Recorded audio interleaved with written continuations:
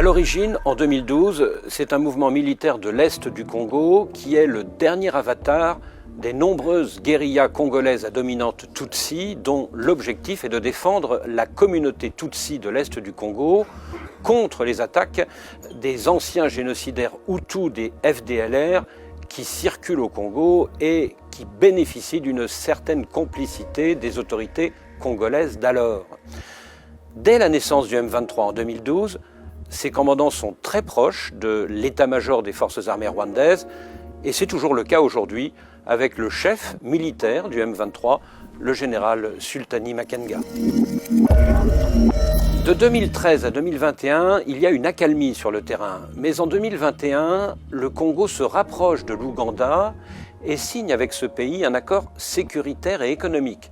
Pour le Rwanda, c'est alors un casus belli et le M23 repart en guerre.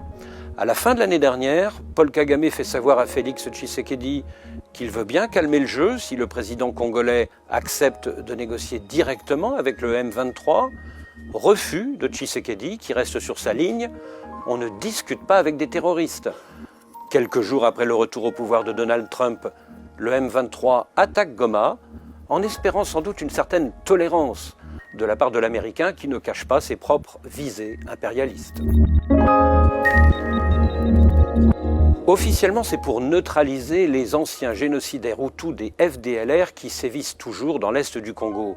Mais économiquement, cette région du Congo est très riche en or et en coltan, ce minerai stratégique pour les équipements électroniques, notamment dans la téléphonie, l'aéronautique et les missiles.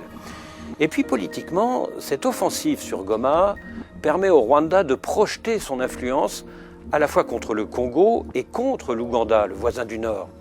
Certains n'excluent pas non plus chez le président rwandais une tentative de déstabiliser le régime de Félix Tshisekedi et pourquoi pas une volonté d'expansion territoriale.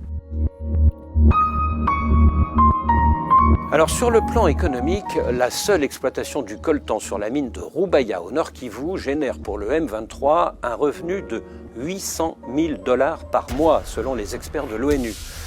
Sur le plan sécuritaire, le Rwanda a mis en place depuis 10 ans une stratégie d'influence militaire dans plusieurs pays africains, comme le Mozambique et la Centrafrique.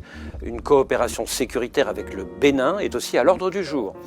Mais en attaquant une ville de 2 millions d'habitants, comme Goma, le M23 et son allié rwandais lancent un véritable défi à la communauté internationale.